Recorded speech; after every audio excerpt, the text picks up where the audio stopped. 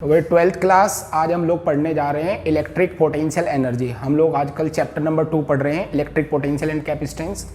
Electric potential energy आप लोगों को जैसे पहले मैं 11th में भी बता चुका हूँ कि पोटेंशियल एनर्जी केवल उन्हीं फोर्सेज के लिए डिफाइन की गई है जो कंजर्वेटिव हों।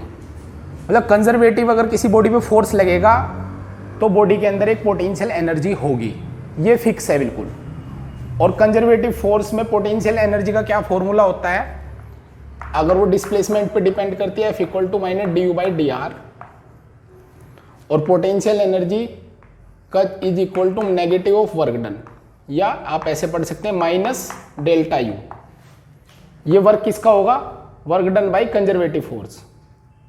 ये मैं 11th में बता चुका हूँ। फिर इसको आप सोल्व भी करते हैं तो क्या ये u final minus u initial होगी और माइनस ये लेंगे तो u initial minus u final, मतलब work done by conservative force is equal to u initial minus u final. ये भी एक थ्योरम पोटेंशियल एनर्जी के लिए ली जाती है। वैसे पोटेंशियल एनर्जी बॉडी के अंदर कब होगी, जब वो कंजर्वेटिव फील्ड में हो या उस पर केवल कंजर्वेटिव फोर्स लगे हों। अब हम पढ़ रहे हैं electric potential energy. Potential energy basically या कोई सी भी एनर्जी किसी सिस्टम को बनाने में जो आप वर्क करते हो उसे हम लोग उसकी पोटेंशियल एनर्जी बोलते हैं। हमें एक ऐसा सिस्टम बनाना जिसमें +Q1 चार्ज हो +Q2 चार्ज हो और दोनों एक दूसरे से कितने सेपरेशन पर हैं, R सेपरेशन पे। अगर दो चार्ज एक दूसरे से R सेपरेशन पे है तो ऐसा सिस्टम बनाने में जो वर्क होगा उसको हम लोग इलेक्ट्रिक पोटेंशियल एनर्जी बोलेंगे। अब आप देख रहे हैं ये अपने आप नहीं बनने वाला है, इसको बनाने में मेहनत करनी पड़ेगी। मेहनत मतलब in the sense of +Q1 +Q2 एक दूसरे के पास नहीं आ सकते, उन्हें लाने के लिए क्या करना पड़ेगा, आपको कुछ वर्क करना पड़ेगा। तो यही वर्क इनकी इलेक्ट्रिक पोटेंशियल एनर्जी होगी। चलिए अब हम इसको स्टेप बाय स्टेप सीखते हैं। हमें दो चार्ज Q1 और Q2 को एक दूसरे से स्मॉल r डिस्टेंस पे लेकर के आना है, तो इसको हम स्टार्ट करते हैं करना। हमें ऐसा सिस्टम बनाना, तो इसको स्टार्ट करते हैं। मान लीजिए ये इन्फिनिटी है और यहाँ बहुत सारे चार्ज रखे हुए हैं, Q1 रखा, Q2 रखा। मुझे केवल दो चार्ज उठा के लेके आने हैं। मैं सबसे पहले क्या लेके आया, Q1 को लेके आया, किसी फ्री स्पेस में लेके आया जहाँ कोई दूसरा चार्ज नहीं था। ला करके मैंने किसी पॉइंट पे रख दिया, ओ पॉइंट पे मैंने इसको रख दिया, किसको, +Q1 को। ना कोई अट्रैक्शन हुआ ना कोई रिपल्सन हुआ, तो वर्क डन कितना हुआ, 0। इसे ला करके में कोई वर्क डन नहीं हुआ। जैसे ये चार्ज यहाँ पॉइंट O पे आया, इसने अपने चारों तरफ क्या क्रिएट कर दी बेटा, एक इलेक्ट्रिक फील्ड क्रिएट कर दी चारों तरफ। R डिस्टेंस पे भी एक इलेक्ट्रिक फील्ड होगी इसकी, सब कुछ होगा, पोटेंशियल भी होगा। तो पोटेंशियल इलेक्ट्रिक फील्ड क्या होगी इसकी, इस पॉइंट को आप मान लो P। बताओ इलेक्ट्रिक फील्ड या पोटेंशियल, इलेक्ट्रिक फील्ड और पोटेंशियल एट P, बताइए क्या क्या होंगे। तो आपको फॉर्मूले पता, कोई दिक्कत नहीं। ये तो होगा KQ/R² और ये KQ/R, कोई दिक्कत नहीं। हमें P पॉइंट पे पोटेंशियल भी पता और इलेक्ट्रिक फील्ड भी पता, जो सा फॉर्मूला चाहे आप यूज कर सकते हैं। अब मुझे यहाँ पे पोटेंशियल आ चुका, अब मुझे Q2 को लेकर के आना है। जैसे ही मैं Q2 को लेकर के आऊंगा, क्या Q1 उस पर रिपल्सिव फोर्स लगाएगा, तो आपका जवाब होगा यस सर, बिल्कुल ये इस पर एक रिपल्सिव फोर्स लगाएगा। तो जब इस पर रिपल्सिव फोर्स लगाएगा तो एक वर्क डन करना पड़ेगा, तो वर्क डन अब 0 नहीं होगा, वर्क डन 0 नहीं होगा। इसको इन्फिनिटी से आप यहां तक लेकर के आ रहे P पॉइंट तक। तो according to definition of electric potential, ये P पॉइंट पे पोटेंशियल था, क्या डेफिनेशन है वो, according to definition of electric potential, electric potential. तो इस डेफिनेशन क्या है, वो जहां पहुंचे वहां का पोटेंशियल माइनस जहां से चले थे वहां का potential is equal to work upon charge. क्या यही है, तो मैंने भी ये लिख ली। P पॉइंट पे पोटेंशियल कितना बना चुका है, Q की जगह Q1 लेंगे आप, Q1/R। इन्फिनिटी पे पोटेंशियल 0 होती है, is equal to work upon Q2। तो ये वर्क हमारा W2 है, ये मैंने लिख लिया। तो W2 कितना हुआ, ये मल्टीप्लाई में इधर चला गया, तो KQ1/Q2/R, ये वर्क आ गया। नेट वर्क कितना होगा, total work for assembling the system, assembling the system, इस सिस्टम को बनाने में टोटल वर्क कितना होगा। तो टोटल वर्क क्या होता है, वर्क स्केलर है, डायरेक्ट जोड़ दो, W1 प्लस W2। W1 कितना बेटा 0, ये कितना KQ1 Q2 अपॉन R। तो वर्क किसके इक्वल आ गया, किसके इक्वल आ गया, KQ1 Q2 अपॉन R। और यही वर्क तो हमारी क्या है इसकी पोटेंशियल एनर्जी। तो इस सिस्टम को बनाने में ये वर्क है, ये इसकी पोटेंशियल एनर्जी है। तो पोटेंशियल एनर्जी क्या हुई अपनी, अगर आप इसको लिखो,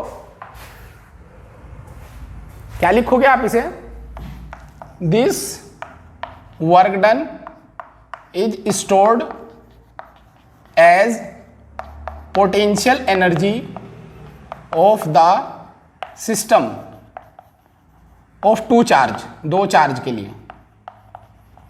तो ये वर्क पोटेंशियल एनर्जी होगी, यू से रिप्रेजेंट करते हैं KQ1 Q2 बाई R। ये इसका रिजल्ट होगा। क्या आपको मेरी बात समझ में आ गई।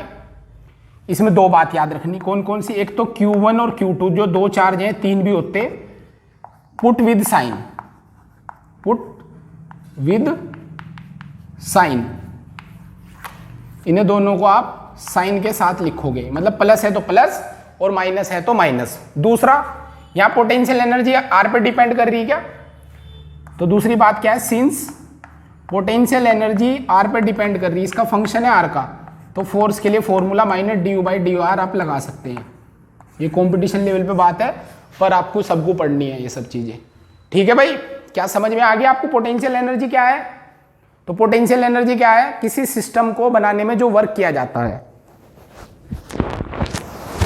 किसी सिस्टम को बनाने में जो आप वर्क करते हो वो क्या बोली जाती है, उसकी पोटेंशियल एनर्जी।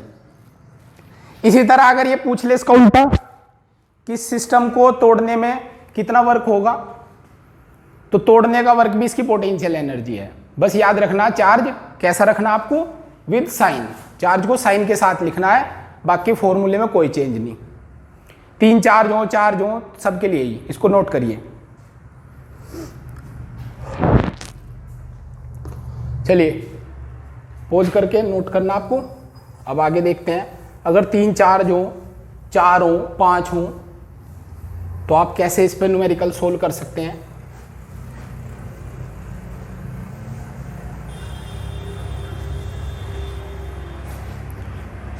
मान लीजिए तीन चार्ज का सिस्टम है।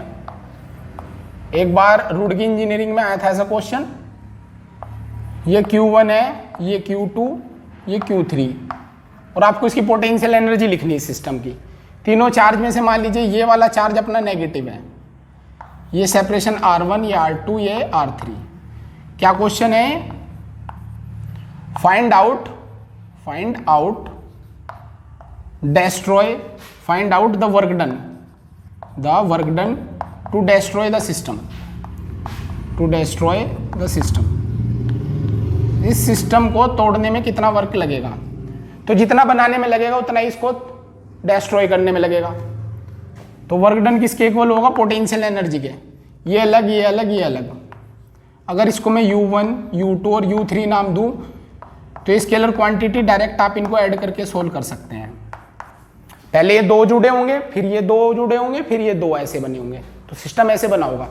तो U1 क्या लिखा गया बेटा, KQ1 minus Q3 charge with sine upon R1। U2 क्या लिखा गया होगा, इन दो की पोटेंशियल एनर्जी कैसे लिखी गई होगी, KQ1 Q2 अपॉन R2। और लास्ट वाला कैसे लिखा गया होगा, KQ2 minus Q3 upon R3। ऐसे आप इसकी पोटेंशियल एनर्जी लिख सकते हैं। मतलब चार्ज विद साइन लिखना है और कुछ नहीं करना आपको। क्या आपको समझ में आ गई ये बात। और फाइनली जब आ जाए तो क्या लिख दो एसआई सिस्टम के लिए, इसकी यूनिट जूल। अब ये ट्राइंगल की जगह अगर स्क्वायर हो तो क्या करोगे आप, मान लो ऐसे हो एक स्क्वायर, ये Q1, ये Q2 plus plus Q3 plus Q4, तो कितनी पोटेंशियल एनर्जी होंगी। तो देखिए ये लाइन हम इमेजिनरी मानते हैं, ये होती नहीं रियलिटी में। तो एक पोटेंशियल एनर्जी तो ये होगी U1, एक ही होगी U2, एक ही होगी U3, एक ही होगी U4। क्लियर? एक इन दो की भी होगी, भले ये दिख नहीं रही, बोर्ड में आए हुए इस टाइप के क्वेश्चन जो नहीं दिखती ये भी आपको लेनी, तो U5 और U6 इन सबको ऐड करके आपको U नेट निकाल लेना। क्या निकाल लोगे आप इन्हें? बताइए।